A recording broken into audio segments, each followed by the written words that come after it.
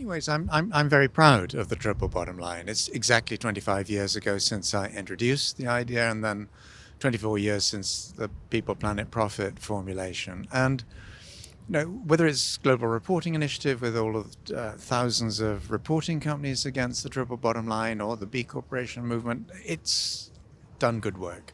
But my reason for withdrawing it last June was simply to say, if we simply think by balancing off these different dimensions of value creation or destruction, we're going to change the world. We really aren't. It's a useful device, it's a useful tool, but we've really got to think about the systemic dynamics here. And we're going to reintroduce it, but with a slightly different framing, which I think will make sure that anyone who uses it thinks about the responsibility agenda, but also about how do you regenerate communities, our economies, and critically, our environment, the biosphere.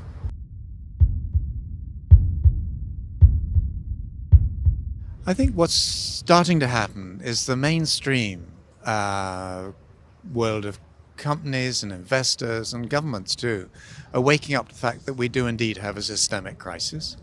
And they're beginning to look around, rather belatedly, but they're looking around for how do we deal with this? Who's already working on some of that stuff? And I think the B Lab ecosystem, the world of B corporations, are a wonderful place to start that investigation of what do we now need to do collectively to solve these, almost existential challenges. Without trying to be too dramatic, I think the 2020s are a make or break decade. I think they're an exponential decade in the sense that some of our challenges, like climate breakdown, are going exponential, and we've really got to match that speed and scale of change with the solutions that we come up with. It's wonderful that you're doing the incremental stuff. It's wonderful that you're changing your supply chains and partners and so on. But we ultimately have to change the rules of the market game. And if we don't do that, we'll be, to some degree, spitting in the wind.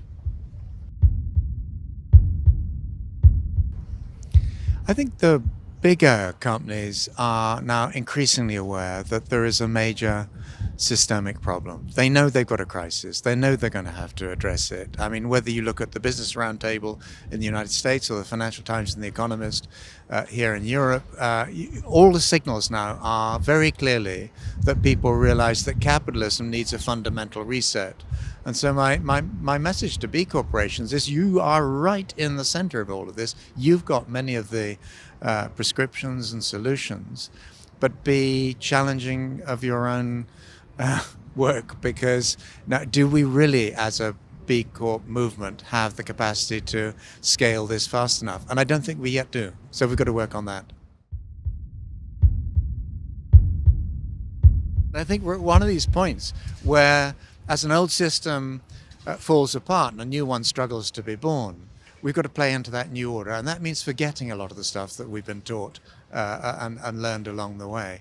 And that's immensely exciting for some of us and immensely frightening for others. We've got to help the people who are anxious, concerned, and frightened along that journey as well.